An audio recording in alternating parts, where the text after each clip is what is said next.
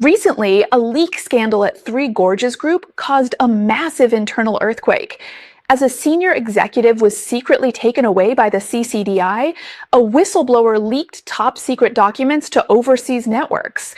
These files reveal lethal scenario analyses conducted by the CCP itself. If the Three Gorges Dam collapsed, Yicheng would flood within 6 hours, Wuhan in 24, and Shanghai would be submerged within a week. 132 million people would be affected, with half of China's territory and its economic heartland wiped out instantly. Why would China conduct such scenario analyses internally? Has something happened to the Three Gorges Dam? And what did this executive who was arrested do? Why did this top-secret document leak at such a critical moment? After the dam collapse in Guangxi, what deadly connection is there between the authorities' horrific act of burning bodies with strong acid and the safety of the Three Gorges Dam? In today's 25 minutes, let's take a look at this deadly crisis facing the Three Gorges. According to the CCD website, on July 21st, Wu Qiren of the Three Gorges Group Guangxi branch is under investigation for serious disciplinary and legal violations. Wu Qiren is no ordinary official. Born in 1972, he's a senior engineer and longtime Three Gorges veteran. Last February, he was assigned to Guangxi as the top leader.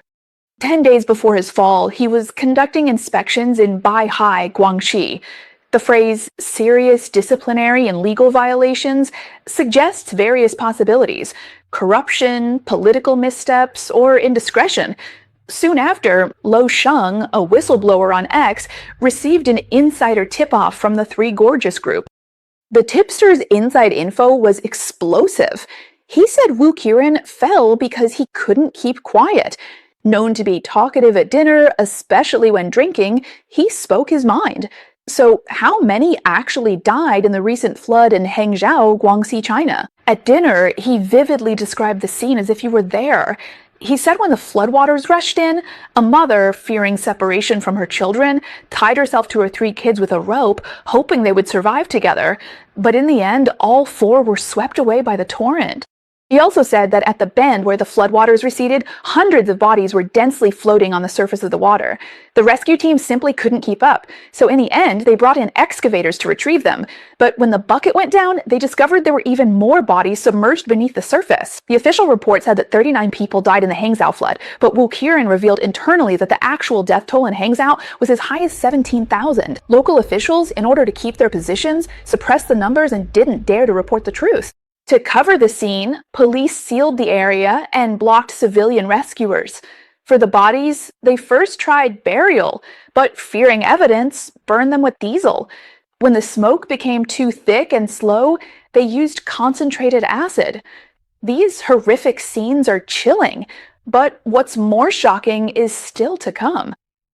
He took several internal analysis diagrams, official simulations of the Three Gorges Dam collapsing. Inundation maps showed flood peaks reaching Yicheng in 6 hours, Wuhan in 24, Ansheng and Zhejiang in 72, and Nanjing and Shanghai in 168 hours. Other diagrams showed flood speeds reaching 10 meters per second within a week, a population heat map, and a transportation disruption schematic. He warned there are already multiple seepage points at the Three Gorges Dam's base, some flowing at 30 cubic meters per hour.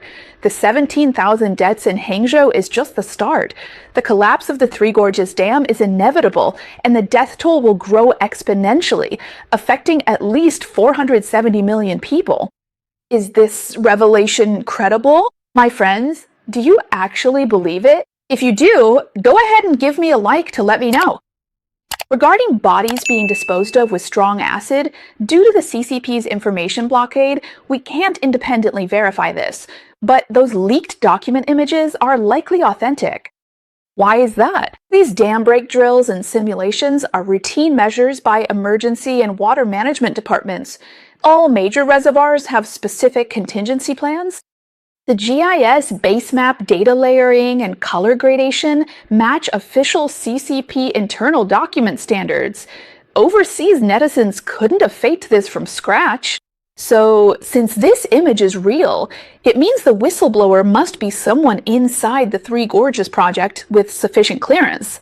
So, other info is likely true. In fact, the project's political climate over the past 6 months supports this.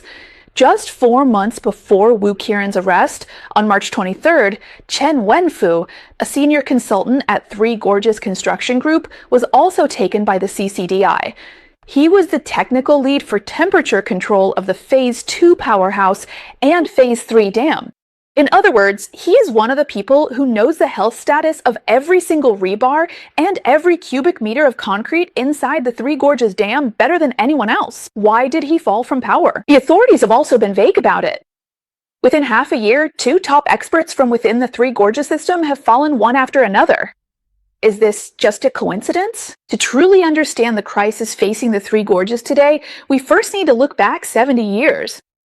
From the very beginning, the birth of the Three Gorges Dam was never just a purely hydraulic engineering project. In February 1953, Mao Zedong sailed down the Yangtze. He called Water Resources Director Lin Yushan onto the ship, pointed at Sealing Gorge, and asked about damming the river. Lin shook his head, calling it too difficult. Mao waved his hand and said, "If it's too hard, we won't build it for now." That year, the matter was put aside. But in 1956, Mao Zedong swam the Yangtze at Wuhan and wrote Shui Diao Geichou. Standing by Sizhong's cliffs, blocking Wushan's clouds and rain, a vast lake emerges from the heights. From this day on, whether or not to proceed with the Three Gorges project was no longer a technical issue within the Chinese Communist Party, but a matter of political stance. To oppose it was to oppose Mao Zedong's calm. But were there any scientific voices at the time? Yes, Tsinghua hydraulic engineering professor Huang Wanli spoke out first. He was a US-educated PhD and the son of former education minister Huang Yanpei. In 1957, at the Forum on the Semenchia Dam on the Yellow River, more than 70 experts present nodded in agreement to please the Soviet experts, but only Huang Wanli stood alone against them all. He said the high dam at Sanmenchia violated the laws of nature. Silt would build up upstream, and Henan's floods would shift to Shanxi. But no one listened to his warnings. He was labeled a rightist and suffered persecution. Soon after Sanmenchia was built, silt piled up, the Wei riverbed rose sharply, nearly flooding Xi'an, and the Soviet plan was scrapped and redone. Huang Wanli's warnings soon became reality. Friends, remember this detail? Later, you'll see that Huang Wanli was proven right again, and that time, the price paid wasn't just one city on the Wei River, but the entire Yangtze River basin. By the 1980s, the Three Gorges project was being forcefully pushed forward again. At that time, Huang Wanli was in his 70s, but despite enormous political pressure, he sent 3 letters to the Central Committee. In them, he wrote a crucial prophecy. After this dam is built and the reservoir filled, gravel and sediment from the Jinsha River and Sichuan Basin will settle at Changcheng, blocking the port. The resulting backflow will flood towns like Hechuan and Jiangqin, risking hundreds of thousands of lives. This dam must never be built. Keep this in mind. 30 years on, sediment buildup at Chongqing port did occur, and new resettlement towns required further relocation due to geological disasters. Every word he said back then is slowly coming true. And back then, Huang Wanli wasn't the only one who opposed it. Sun Yuqi, head of the CPPC Economic Construction Group, and 8 experts, including Chao Peixin and Chan Jiazhu, led over 400 scholars on a 38-day investigation through Chengdu, Chongqing, Wanxian, Yichang, and Wuhan. Their work resulted in 6 reports on the Three Gorges project. In 1987, they co-authored an article called The Three Gorges Project: More Harm Than Good. It will deceive the public and bring disaster to the country. Expert Wang Changfu traveled from Nanning to Beijing to voice objections, but the meeting ended before he could speak. Refusing to give up, he wrote to Li Peng overnight, warning that the Three Gorges water level shouldn't exceed 160 meters. He warned that past 175 meters, it will cause irreversible catastrophe. Friends, remember the number 175 meters, this red line that the senior expert repeatedly urged must not be crossed. So how was it treated later on? By the end of this episode, you'll know the answer. Keep watching to find out what happens. Ultimately, Wang Changfu's opinion and Huang Wanli's letters were ignored.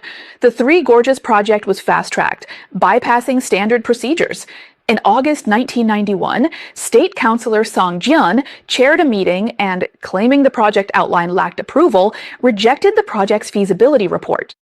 But the conclusion of the report that was rejected originally stated that the Three Gorges project would do more harm than good to the ecological environment. Following the rejection, a second group was formed to rewrite the report. On January 24, 1992, they submitted a new version, concluding the Three Gorges project's benefits outweighed the harms to the ecological environment. By changing just 2 words, the Three Gorges project went from a non-starter to a must-do. Even more outrageous, on January 17, 1992, before NEPA had even approved the environmental impact report, Li Peng presided over the State Council's 95th meeting and approved the project's launch. Under CCP environmental law, major projects require an approved impact report before initiation, so what Li Peng did was clearly illegal. In Li Peng's published Three Gorges diary, the entry for January 17, 1992, when he approved the project, was deleted. His daughter, Li Shalin, later wrote that her father kept a diary daily, so he surely wrote something then. But in the Three Gorges diary, that day is simply missing. On March 18th, Jiang Zemin addressed party officials at the NPC. He spoke for 2 hours, and his core message was, since the Central Committee voted in favor, representatives should too.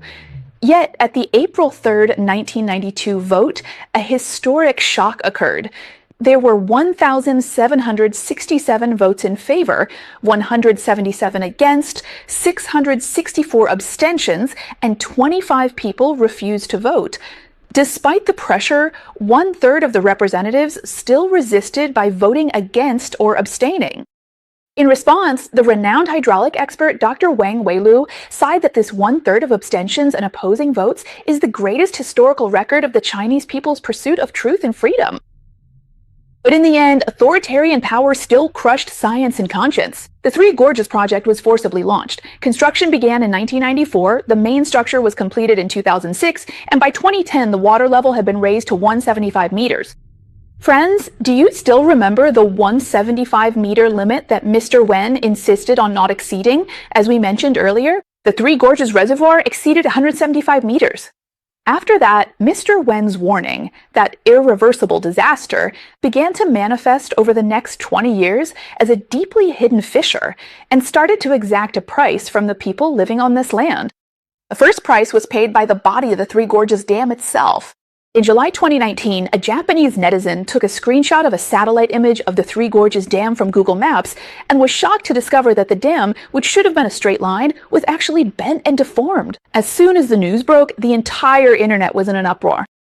CCP state media immediately jumped in to refute the rumor, calling it an illusion from the satellite image's resolution and distortion. Without expert analysis, most would have believed this. But hydraulic expert Dr. Wang Weiluo instead examined the Three Gorges Group's own public data and found the dam was indeed shifting. This displacement was continuous, not a one-time event. Wang Weilu broke it down very thoroughly. The Three Gorges Dam isn't made from a single solid block of concrete. Instead, it's divided into 4 or 5 decameter sections, including the navigation dam section, the left bank powerhouse section, the central spillway section, the right bank powerhouse section, and the underground powerhouse section. Data shows the dam bases of these sections are displacing horizontally in different directions.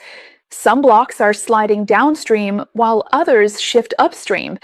Alarmingly, the top of the dam is also moving, and the dam top sway is greater than that of the base. To put it in plain language, the entire dam isn't moving smoothly or uniformly as a whole. Instead, it's like several giant Lego blocks pieced together, with each one twisting and shifting out of alignment in different directions on its own, just like a giant bone being slowly twisted into a spiral by some invisible force. Dr. Wang Wailua warns the reservoir's water level fluctuates annually between 145 and 175 meters. This immense pressure acts like a giant hand, pushing the dam's foundation and crest to undergo elastic and plastic deformation. This long-term fatigue and twisting will shorten its lifespan and compromise structural safety. He assesses the Three Gorges Dam's safe lifespan may be only 50 years, not the officially claimed 100. Aside from deformation, what's even more deadly is leakage. According to data released by the Three Gorges Group itself, they've actually already acknowledged leakage in the dam. The maximum leakage rate once reached 1 cubic meter per minute. Currently, the authorities claim that the combined leakage from the left and right banks is still nearly 1 cubic meter per minute, which is about 1 ton of water continuously seeping off from the cracks in the dam. But as always, the official assessment and conclusion is that everything remains within safe limits. But the problem is, this so-called safety standard is set by them, and independent third-party monitoring data has never been made public in over 30 years. And this time, whistleblowers from inside the Three Gorges have revealed that there are already multiple leaks at the base of the dam, with some single-point leakage rates reaching as high as 30 cubic meters per hour. What does that mean? To put it another way, that means a single leak point is spewing out 500 liters of high-pressure water every minute. This number far exceeds the safety range publicly disclosed by the Three Gorges Group. While censorship prevents us from independently verifying the leakage rate at this point, combined with Dr. Wang Wailu's research on dam deformation and cracks, it is an undeniable fact that irreversible internal seepage and erosion are occurring within the Three Gorges Dam. So, with such a massive structure that is constantly twisting and deforming, and with unstoppable seepage hidden inside, how much longer can it hold out? The answer to this question depends not only on the reinforced concrete of the dam itself, but even more on the sediment that is quietly accumulating behind it. This is exactly what Huang Wanli risked his life to warn about 30 years ago. Just 2 words: sediment.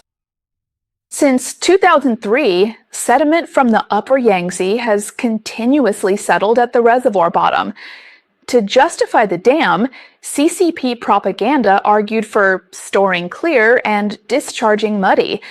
They claimed they would release muddy water during floods and store clear water during dry seasons. After 80 years, this would supposedly achieve siltation balance, permanently retaining most of its capacity. But the hydrological data released by the Three Gorges Group itself completely tore apart this illusion.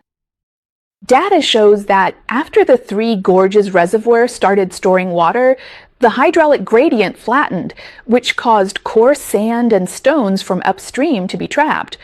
When they reach the reservoir's tail near Chongqing Port, the flow slows and they settle on the riverbed.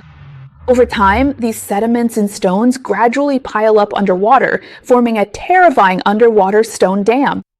Then, the stone dam raises the entire riverbed, forcibly pushing up the upstream water level.